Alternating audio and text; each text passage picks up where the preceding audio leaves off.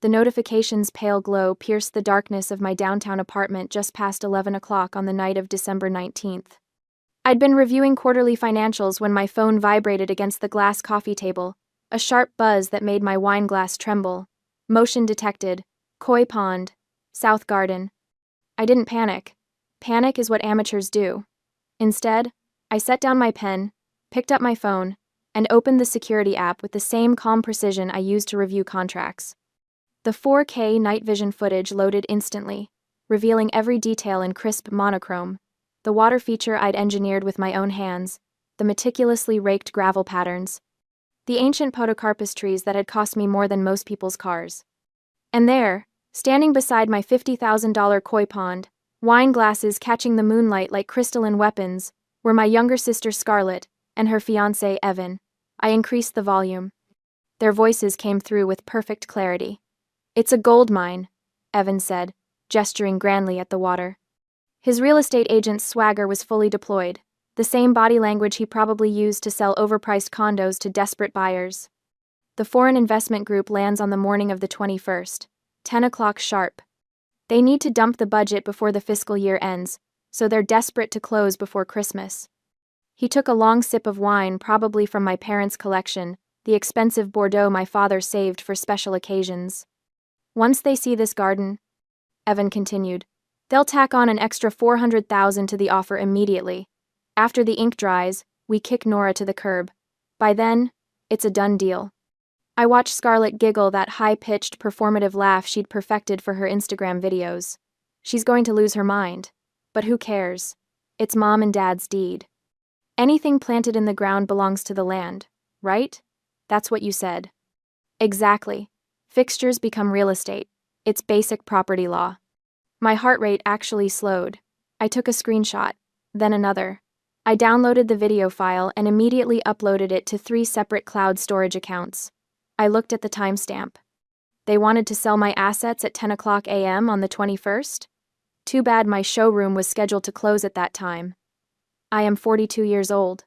I own Bennett Greenery, a landscape architecture firm that has designed gardens for Fortune 500 headquarters, luxury resorts, and the kinds of private estates that never appear in real estate listings because they're sold through whispered conversations at country clubs.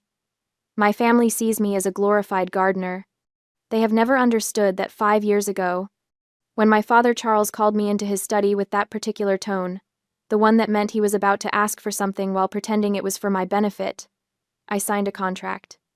A real, legally binding contract, drafted by my corporate attorney, David Ross. The terms were simple. I would invest $300,000 of my own capital to transform their overgrown, embarrassing backyard into what the contract called a live showroom facility. They would get a 5-star living space for free. I would get a venue to bring VIP clients, a place where CEOs and resort managers could walk through a fully mature garden and see exactly what they were buying, rather than squinting at architectural renderings and imagining what a Japanese maple might look like in 10 years. For 10 years, I would maintain the property at no cost to them. In exchange, I retained full ownership of all inventory and installation materials planted on the property, with the explicit right to remove said inventory, should the agreement be terminated early, or should asset security be compromised. My father had signed it while watching a football game. My mother had signed it without reading past the first paragraph. They thought they were getting free landscaping from their daughter. I was building a $300,000 investment portfolio disguised as a garden. The memory surfaced with bitter clarity. 36 hours ago, at Scarlett's engagement party, the backyard glowing with string lights and the air thick with the synthetic joy of people pretending to be happier than they were. Evan had cornered me near the bar, shoving a stack of papers into my hands. Music pounded from the speakers, some top 40 song Scarlett had insisted was essential, and guests laughed too loudly over their third glasses of champagne. "Just a permit for the patio extension, Nora," he'd shouted over the noise, his breath sharp with whiskey. "Your signature on the 3rd page. Quick favor for your sister's fiancé." I'd been distracted, tired. I'd spent that morning installing a specimen birch tree for a client in the city, and my shoulders ached. I took the pen he offered. "Here?" I'd asked, pointing to a line flagged with a pink sticky note. "Perfect. You're a lifesaver." I signed because they were family. Because that's what you do. Now, sitting in my apartment with the video evidence glowing on my screen, I understood. Buried somewhere in that stack, probably in the middle, camouflaged by permit applications and municipal forms, had been a waiver. Something that said I acknowledged the upcoming sale. Something that said I released any claim to improvements made to the property. Something that, in Evan's mind, would make stealing $300,000 of my work legally defensible. He'd underestimated two things. First, I don't sign contracts without reading them, even at parties, even when I'm tired. That waiver, whatever it said, would have my signature on the wrong line, or the wrong date, or some other fatal defect that I'd engineered instinctively even in my exhaustion. Second, I don't need a contract to protect what's mine. I already had one, so I protected myself in advance. I didn't call Scarlett to scream. That's what the crazy older sister would do, the role they'd been trying to cast me in since we were children. The one who was too sensitive, too intense, who couldn't take a joke. Instead, I scrolled through my contacts and called David Ross. He answered on the second ring. David always answered. That's why his hourly rate made my accountant wince. Nora, it's 11 at night. This better be good. David, I said, my voice level, almost pleasant. Remember that consignment agreement we drafted for the Bennett Estate showroom? The one your parents signed without reading? Yes. I need you to prepare the asset recovery protocols. We have 35 hours. There was a pause. Then, with the tone of a man who'd just realized his evening was about to become far more interesting. What happened? They're selling the house on December 21st at 10 a.m., foreign investors, cash deal. They're trying to include my inventory as part of the real estate to inflate the price. Can you prove it? I have a video confession. High definition. Time-stamped. Another pause. Longer this time. Then David laughed, a short, sharp sound like a blade being drawn. Forward everything. I'll have the documentation ready by 8 a.m. Nora? Yes? This is going to be beautiful. I hung up and returned to the security footage. I watched the video 3 more times, memorizing every word, every gesture, Scarlett's careless laugh, Evan's predatory grin. By the 4th viewing, I felt nothing at all. That's when I knew I was ready. Dawn broke over the city on December 20th with a bruising purple light, turning the frost on my apartment windows into sheets of burning crystal. I'd been awake for hours, sitting at my dining table with my laptop open, surrounded by 5 years' worth of invoices, contracts, and botanical certification documents. By the time I walked into David's office shortly after 8, the city was fully awake, unaware of the legal war I was about to launch.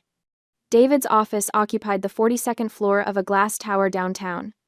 The kind of place where the receptionist's desk cost more than a sedan, and the coffee came from beans that had been blessed by Tibetan monks, or some equally ridiculous provenance.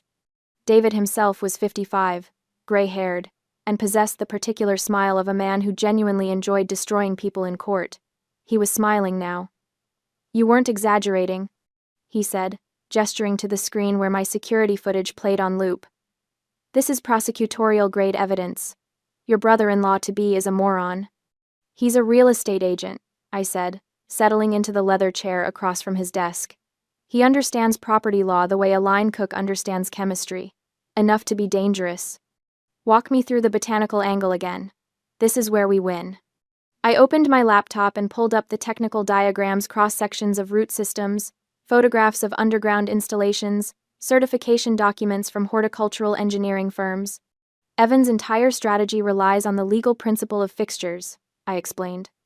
In property law, anything permanently attached to the land, anything that's rooted in the native soil, becomes part of the real estate. If I had planted those trees directly into the ground, he'd be right. They'd belong to whoever owns the deed. But you didn't. No, every single high-value specimen on that property, every ancient podocarpus, every Japanese maple, every ornamental pear tree is planted inside what we call root control bags. They're industrial-grade fabric containers that prevent roots from spreading into native soil. To the naked eye, the trees look like they're planted normally. Underground, they're essentially in enormous pots. I rotated the diagram on screen, showing the barrier between the specimen roots and the earth. Biologically and legally, I continued, Their roots have never touched my parents' property. The trees aren't fixtures. They're chattels, movable personal property consigned to the estate under a temporary display agreement. They belong to Bennett Greenery. They always have. David leaned back in his chair, fingers steepled. And you can prove this? I have installation records, purchase receipts, and third-party certification from horticultural engineers. Every tree, every shrub, every blade of ornamental grass. It's all documented as inventory. What about the koi pond? Portable water feature. The liner, the filtration system, the lighting, all removable. The fish themselves are Bennett Greenery assets. I have individual RFID tags on every single koi. They're worth $50,000, David. They're not pets, they're inventory. He was grinning now. You magnificent, paranoid genius. I prefer thorough. We spent the next hour reviewing the contract I'd signed with my father 5 years ago. David had drafted it himself, and reading it now was like watching a master chess player explain why they'd sacrificed a pawn 12 moves earlier. Clause 7. Bennett. Greenery retains full ownership of all botanical specimens, water features, and installation materials consigned to the property for display purposes. Said materials remain the exclusive property of Bennett Greenery, and may be removed at any time should the client terminate the agreement, or should asset security be compromised. Clause 12. Acceleration clause. In the event the agreement is terminated prior to the completion of the 10-year term, all waived maintenance fees shall become immediately due and payable. Monthly maintenance fee schedule attached as Appendix C. I'd never charged my parents maintenance fees. For 5 years, I'd donated approximately 15 hours per week, keeping that garden immaculate, pruning, fertilizing, treating for pests, adjusting irrigation systems, replacing seasonal plantings. The contract specified this would be provided free of charge for 10 years, unless they broke the contract early. Pull up Appendix C, David said. I did. The maintenance fee schedule appeared on screen. $750 per month, escalating by 3% annually to account for inflation. 60 months at an average of $780 per month. Approximately $46,000 in waived fees. Add removal costs, David said quietly. Crane rental, labor, equipment, transport. Another $20,000, easy. Then penalties for breach of contract, let's be conservative and say $10,000. Round it to $75,000. Make it $95,000, I said. Include emergency relocation fees and compensation for business disruption. I have to cancel client meetings to handle this. $95,000 it is. David pulled out a legal pad and began drafting. If they don't pay within 30 days, you file a mechanic's lien against the property. The house becomes legally frozen, they can't sell it, can't refinance it, can't transfer the deed. It stays on public record like a scarlet letter until they pay every cent. I watched him write, his fountain pen scratching across expensive paper. David, I said quietly. Evan and Scarlett think they're going to kick me to the curb and pocket $400,000 of my work. I know. My parents are letting it happen. They're complicit. They didn't even warn me. David stopped writing and looked up. His expression was gentle, almost fatherly. Nora, this isn't revenge. This is asset protection. You invested $300,000 and 5 years of skilled labor. They're attempting to commit what amounts to corporate theft. What you're doing, taking back your property, is the most rational, professional response possible. Don't let anyone tell you otherwise. I nodded. My throat felt tight. When do you want to move? He asked. Tomorrow morning, 10 a.m. The same time as the showing? No, right before. I want to be pulling out of the driveway just as they're pulling in. That afternoon, I returned to Bennett Greenery's main facility, a 3-acre compound in the industrial district with greenhouses, equipment yards, and a staff of 47 skilled workers. These people weren't employees. They were craftsmen, arborists who could diagnose tree diseases by touch, irrigation specialists who understood hydrology like classical musicians understood Bach, equipment operators who could thread a crane hook through a 6-inch gap without scratching bark. They were loyal to me because I paid them well, treated them with respect, and never asked them to cut corners. I gathered the senior crew in the main office. Marcus, my head arborist, Jenny, who managed logistics, and Tom, who operated our heavy equipment like an extension of his own body. Emergency relocation, I said without preamble. Site: the Bennett Estate. Time: tomorrow morning, 10 a.m. We're pulling everything, every tree, the pond system, the irrigation network, full asset recovery. Marcus raised an eyebrow. He was 60 years old, had been in the landscaping industry since before I was born, and had approximately zero tolerance for drama. Your parents' place, he said. It wasn't a question. Yes. Are they selling the house? Trying to. With our inventory listed as part of the property value. He nodded slowly. You want the crane truck? I want all 3 crane trucks. I want the water tankers. I want every available flatbed and every piece of extraction equipment we own. I want it to look like a military operation. Jenny was already pulling up schedules on her tablet. We'll need to cancel the Preston job. Cancel it. Tell them we'll comp them 50% for the inconvenience. Nora, Tom said carefully. If we're pulling mature trees with root bags, we're going to leave some serious holes in the ground. I know. The lawn's going to look like a geometric Swiss cheese. I'm counting on it. Understanding dawned on their faces. Marcus smiled, rare and sharp. How long do we have? He asked. 16 hours. Then we'd better get started. By evening, every piece of equipment had been inspected, fueled, and staged in the yard. The crew had run through the extraction sequence twice. We'd loaded the water tankers with temporary holding tanks for the koi fish. We'd prepared straps, rigging, and support structures for specimens worth more than most people earned in a year. I stood in the equipment yard as the sun set, watching my team work with the precision of a surgical unit preparing for a complex operation. My phone rang. Mom appeared on the screen. I answered. Nora, honey. Her voice was honey-sweet, the tone she used when she wanted something. Can you come by early tomorrow? Around 9? Evan has some friends coming over to see the house. Maybe you could trim the hedges? Make it look nice for your sister? Friends, not buyers, not investors. She was lying. They all knew what was happening tomorrow, and they wanted me to show up and play the role of the helpful daughter one last time, to make their stolen garden look perfect for the people who would help them profit from my work. That lie killed the last ember of guilt I'd been nursing. Don't worry, Mom, I said, my voice warm and guileless. By tomorrow morning, the garden will look exactly like it's supposed to. Oh, wonderful, you're such a good daughter. I don't know what we'd do without you. I hung up without saying goodbye. Then I returned to my office, where David had emailed the final documentation. I printed everything: the consignment agreement, the technical certifications, the maintenance fee invoice, $95,000 in bold red ink at the bottom. I organized it all into a 3-ring binder with colored tabs. Legal, professional, irrefutable. Then I printed one more thing: a simple company directive on Bennett Greenery letterhead: asset security compromised, immediate retrieval authorized. I signed it, dated it December 20th, and placed it in the front of the binder. Tomorrow morning, I wouldn't be the hurt daughter, the betrayed sister, the underestimated eldest child. I would be the CEO of a $3 million company recovering stolen property. Sleep was a ghost that refused to visit that night, but not because of anxiety.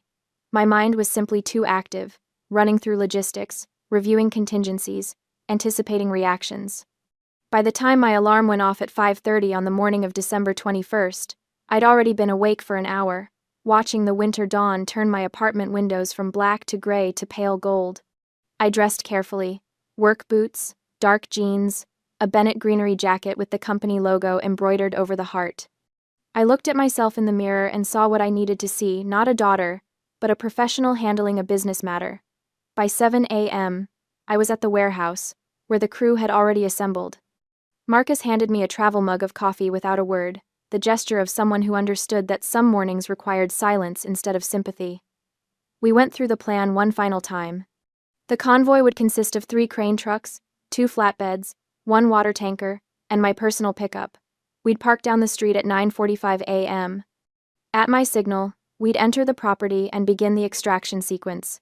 Trees first, starting with the most valuable specimens, then the koi pond system, then the irrigation network. Estimated time: 90 minutes for full asset recovery. Remember, I told them, we are not destroying property, we are removing inventory.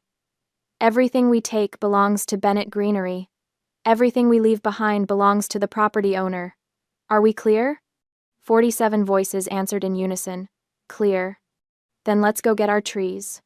The convoy rolled out at 9:15 a.m., a rumbling procession of industrial vehicles that turned heads on the highway. I drove at the front in my pickup, watching in the rearview mirror as 7 massive trucks followed me through morning traffic like a steel and chrome parade. We reached my parents' neighborhood, an affluent suburb where lawns were measured in acres and every house had a 3-car garage. The houses here were what real estate agents called executive properties, priced in the millions, owned by people who believed wealth was evidence of virtue. I pulled onto a side street with clear sightlines to my parents' driveway and killed the engine. Behind me, the convoy went silent. Tom climbed down from his crane truck and walked up to my window. "We wait?" he asked. "We wait." I pulled out my phone and opened a notes app, where I'd been documenting everything: the timestamps, the video footage, the conversations. Documentation is armor, evidence is power. At 9:47 a.m., movement caught my eye. A convoy of black SUVs turned onto the street, followed by a champagne-colored Bentley that probably cost more than my entire equipment fleet. The vehicles moved with the unhurried confidence of money that had forgotten what it felt like to wait for anything. I raised my binoculars. Through the magnified lenses, I watched the cars pull into the circular driveway of my parents' estate. Doors opened. Men in expensive suits emerged, 3 of them, plus a woman in a camel hair coat that probably cost what my crew made in a month. They moved like people accustomed to owning things: airports, companies, politicians. Evan appeared at the front door, grinning so wide I could see it from 200 yards away. He was wearing a suit I'd never seen before, new, probably bought specifically for this meeting. Scarlett stood beside him in a designer dress, her Instagram-ready smile locked in place. My father appeared next, then my mother, both dressed like they were attending a country club gala rather than conducting a business transaction. I watched Evan gesture toward the backyard, saw the investors follow him through the side gate. In moments, they'd be standing beside my koi pond, admiring the reflection of Japanese maples in crystal-clear water, calculating how much extra they'd pay for this kind of craftsmanship. I checked my watch. 9:55 a.m. I picked up my radio. "All units, this is Nora. Move out." Behind me, 7 diesel engines roared to life. The sound was magnificent thunder in mechanical form, the deep bass rumble of industrial power awakening. I led the convoy around the corner, and we rolled up to the estate like a military incursion arriving to liberate occupied territory. The lead crane truck backed through the open gate at exactly 10 a.m., its warning beeper cutting through the morning air like an alarm. I saw Evan's head snap around, saw his expression cycle through confusion, recognition, and then pure, crystalline horror. He started running. I stepped out of my truck and walked calmly toward the backyard, carrying the 3-ring binder under my arm. Behind me, my crew deployed with practiced efficiency. Marcus coordinating tree removal, Jenny managing equipment placement, Tom positioning the crane. The backyard was transformed from my last visit. Someone had added white tent canopies and cocktail tables. Classical music played from hidden speakers. The investors stood on the stone patio overlooking the koi pond, champagne flutes in hand, looking at the garden the way collectors examined rare paintings. Evan reached me just as I entered through the gate. His face had gone pale, his expensive suit already rumpled from the sprint. "Nora!" His voice cracked on my name. "What are you? You can't! I have clients here!" I didn't look at him. Instead, I walked past him toward the group of investors, who had turned to watch this unexpected development, with the detached interest of people accustomed to reality, occasionally diverging from their expectations. I raised a small megaphone, nothing aggressive, just enough to be heard over the equipment noise. "Good morning, gentlemen, madam. I apologize for the interruption. My name is Nora Bennett, owner and CEO of Bennett Greenery." I kept my voice professional, pleasant even. "The garden you're currently viewing is not part of the real estate. It consists of inventory owned by my company and consigned to this property under a temporary display agreement. That agreement has been terminated due to asset security concerns. This viewing is over." One of the investors, an older man with silver hair and the particular stillness of serious wealth, raised an eyebrow. "And you are?" the landscape architect who designed and installed everything you're looking at, the daughter of the homeowners, and the person who's about to remove $300,000 worth of company property. Evan had recovered enough to start shouting, "This is insane, officer." He was gesturing frantically toward a bored-looking police officer who'd been hired, I assumed, to provide security for the showing. "Arrest her. She's trespassing.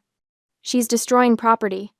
The officer walked over, hand resting casually on his belt. He was about 50, with the weathered look of someone who'd spent decades dealing with family disputes and rich people's problems. "Ma'am, what's going on here?" I didn't argue. I didn't explain. I simply opened the binder and handed it to him, already tabbed to the relevant sections. Tab 1. Consignment Agreement, signed by the property owner, establishing Bennett Greenery's ownership of all botanical specimens and installations. Tab 2. Technical certification from horticultural engineers, confirming that all trees are planted in root control barriers, making them movable chattels rather than real estate fixtures. Tab 3. Proof of ownership, including purchase receipts and RFID tracking for all koi fish. The officer read slowly, flipping between tabs. I saw his expression shift from skepticism to comprehension, to something approaching professional respect. He closed the binder and turned to Evan. "Sir, this is a civil matter regarding personal property. She has documentation proving these trees and installations are movable company assets. I can't stop her from retrieving her own property." "But she's ruining the sale." "That's a civil matter, sir, not a criminal one." Evan's face cycled through several colors. Behind him, my mother had appeared, her hand pressed to her mouth in horror. My father stood frozen on the patio, champagne glass still in hand, his expression unreadable. I turned back to the investors, who were watching this unfold with the kind of fascinated attention people usually reserved for car accidents. Again, my apologies for the disruption. If you're interested in the property itself, I recommend conducting your viewing after the current complications are resolved. The silver-haired investor smiled slight, knowing. "I think we've seen enough. Good luck with your business, Miss Bennett." They turned and walked back toward their vehicles, moving with the unhurried grace of people for whom this inconvenience was merely amusing rather than devastating. I waited until they'd cleared the gate. Then I turned to Marcus and gave the signal. "Extract everything." The first crane moved into position beside the oldest podocarpus tree, a 40-year-old specimen I'd sourced from a specialty nursery in Oregon, transported cross-country, and installed with the kind of care usually reserved for priceless artifacts. It was worth $60,000. It was the centerpiece of the entire garden. Tom operated the crane with surgeon-like precision. The support straps went around the trunk, carefully positioned to avoid bark damage. The crane's hydraulics hissed. The straps tightened. Then, with a deep, wet tearing sound that made my mother gasp, the tree began to rise. Because of the root control bag, the extraction was clinically precise. There was no violent ripping of earth. The tree lifted clean, its root ball contained in the industrial fabric cylinder, like a plug being pulled from a socket.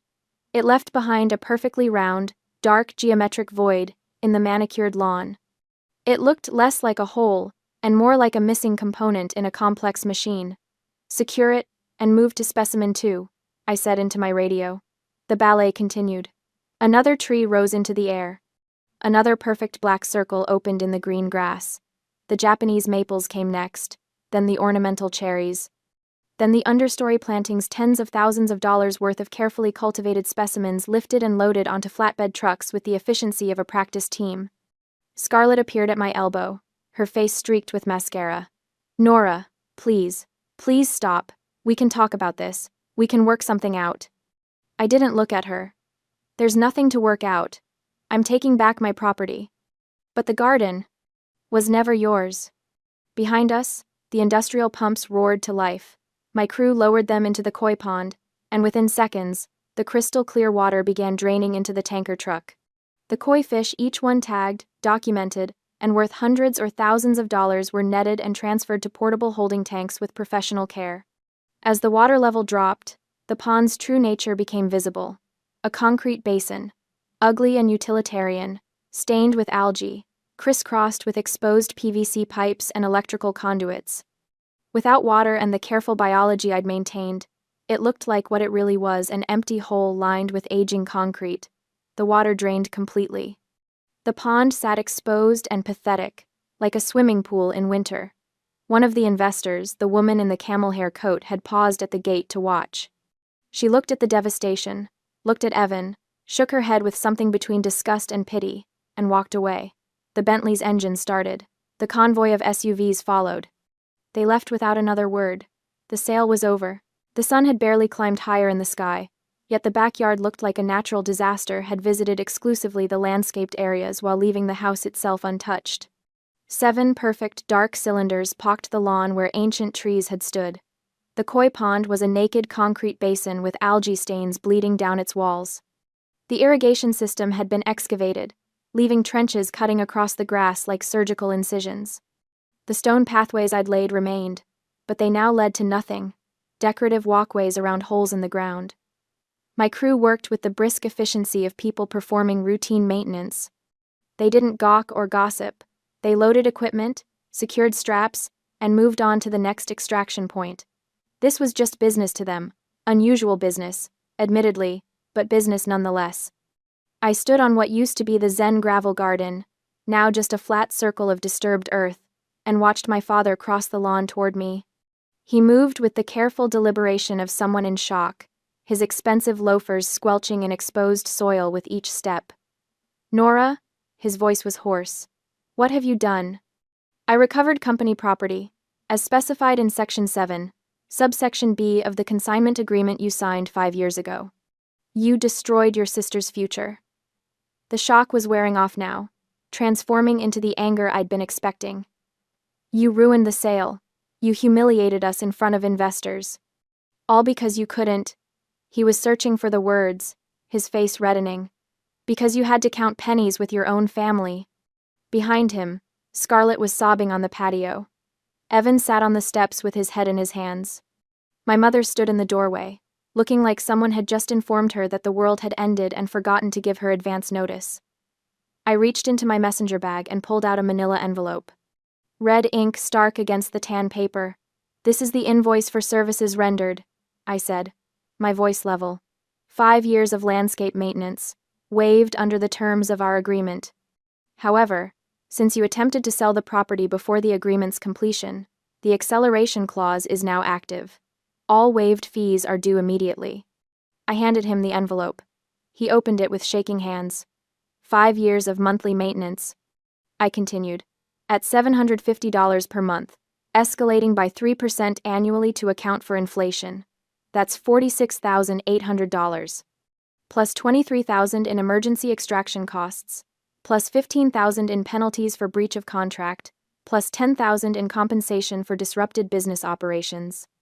I watched him read the number at the bottom. $95,000. $95,000. My father whispered. "You're charging your own family $95,000. I'm charging a client who violated a contract and attempted to steal $300,000 worth of my assets. Yes. We would have given you a cut of the sale. You would have given me nothing." I heard Evan's exact words. "Once the ink dries, we kick Nora to the curb." My father's face went slack. "You heard. I have security cameras monitoring my inventory. You think I'd leave $50,000 worth of koi fish unprotected? I have the entire conversation on video, time-stamped. Cloud-backed. Legally admissible." Scarlett had stopped crying. She was staring at me now with something approaching hatred. "You were spying on us?" "I was monitoring my assets. You were caught planning theft. Family doesn't treat family like this." My mother had found her voice, shrill and breaking. "We raised you. We fed you. We put you through college. And this is how you repay us?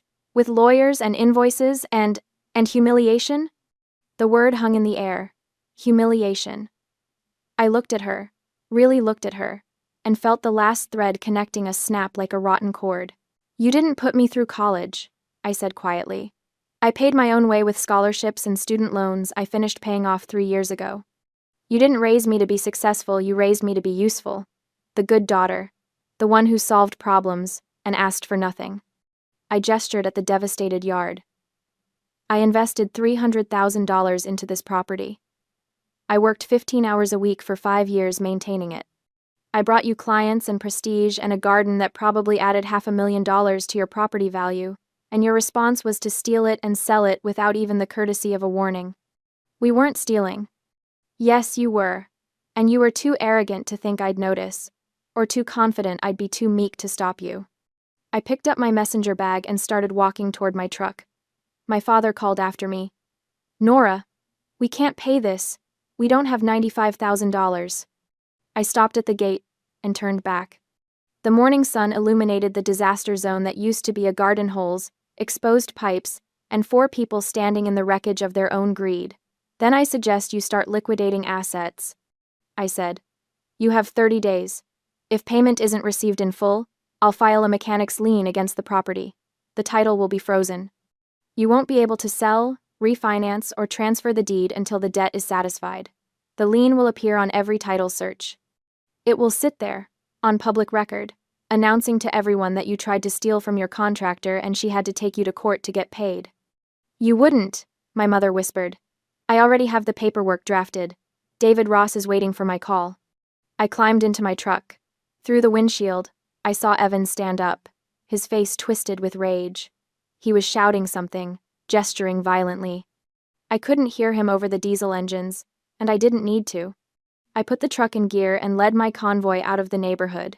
7 vehicles loaded with recovered assets, leaving behind a family that had confused love with leverage. The afternoon dissolved into the controlled chaos of asset relocation. Every tree was inspected, documented, and settled into temporary holding areas at the warehouse. The koi fish were transferred to our climate-controlled indoor facility, where they'd stay until I could relocate them to a client project or my next showroom site. The irrigation equipment was cleaned, inventoried, and stored. By evening, every single item had been accounted for. Not one specimen lost, not one system damaged. My crew celebrated with pizza and beer in the warehouse break room, the comfortable celebration of professionals who'd executed a complex operation flawlessly. I handed out cash bonuses, $200 per person, pulled from my own wallet, and thanked each of them personally. Marcus lingered after the others had gone home. He leaned against the doorframe of my office, arms crossed, watching me update spreadsheets. You okay? He asked. I'm fine. That's not what I asked. I stopped typing and looked up at him. Marcus had known me for 15 years. He'd watched me build this company from a 2-person operation, run out of a rented garage to a multi-million-dollar firm with a waiting list of clients. I lost my family today, I said quietly. You lost people who didn't value you. That's not the same thing. I nodded, not trusting my voice. You did the right thing, Marcus continued. Professional, legal, fair. You gave them a contract. They signed it. They broke it. You enforced it. That's not revenge, Nora. That's business. Then why does it feel like revenge? Because they wanted you to feel guilty for protecting yourself. Because they've spent 42 years training you to put their needs above your own dignity. He pushed off the doorframe. Don't let them rewrite this story. You're not the villain. You're just the first person who refused to play the victim. After he left, I sat alone in my office, staring at the updated inventory spreadsheet. $300,000 in assets recovered, $95,000 in debt owed. Everything documented, everything legal, everything empty. I went home, poured a glass of wine, and sat on my balcony watching the city lights. My phone buzzed constantly, calls from my mother, my father, Scarlett's number, even a few from Evan. I let them all go to voicemail. The silence of the night was shattered at 2:47 a.m. on December 22nd. My phone exploded with alerts, not the usual security notifications, but the emergency alarm system I'd installed at the warehouse. Motion detected. Perimeter breach. Gate B compromised. I was dressed and in my truck within minutes. I drove with white-knuckled focus, the empty city streets blurring past. The warehouse was normally a 15-minute drive. I made it in 9. As I screeched into the parking lot, I saw the blinding white glare of the security floodlights washing over the loading dock. A figure was hunched by the door to the fish facility, frantically working a pair of bolt cutters. I didn't need to guess who it was. I slammed my truck into park just as blue and red lights flooded the scene from the street entrance.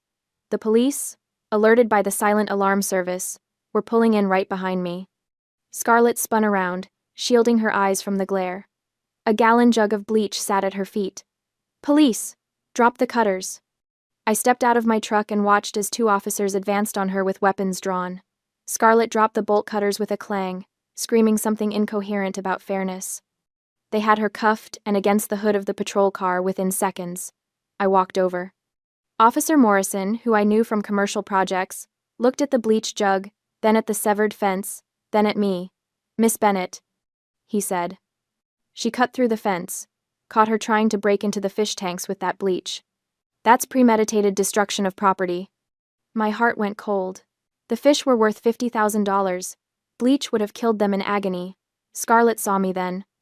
She lunged against the cuffs, her face twisted and ugly. "You ruined my life. I'll kill those fish. I'll kill everything you love." "You're drunk," I said, my voice flat. "She is," Morrison agreed. "We're arresting her for trespassing, possession of burglary tools, and attempted felony vandalism, plus DUI, since she drove here." He paused. "She's your sister. You sure you want to press full charges?" I looked at the bleach. I thought about the koi gasping for air. "I took back my property legally," I said. "She tried to destroy it criminally. Press every charge you can." As they shoved Scarlett into the back of the cruiser, I stood in the cold night air and felt a strange sense of clarity. The next morning, I learned the fallout was complete. Evan's firm, hearing about the arrest and the disastrous open house, had fired him to protect their reputation. The investors had pulled out completely. And my parents were now scrambling to find bail money while staring down a $95,000 debt. David Ross called me that evening. "They want to settle. They're offering $40,000. No. They say they can't pay. Then I file the lien tomorrow. Full amount, no installments. The house stays frozen until I get every cent." "Understood," David said. "I'll file it in the morning." Christmas Eve arrived with the electric energy of a city shutting down for the holiday. My penthouse apartment glowed with warm light, filled not with blood relatives, but with my crew, the 47 people who had operated the cranes and driven the trucks. We weren't celebrating Christmas. We were celebrating a record year. I moved through the room, handing out envelopes. When Tom opened his and saw the extra $5,000, he looked up, eyes shining. Marcus raised his beer. "To Nora Bennett."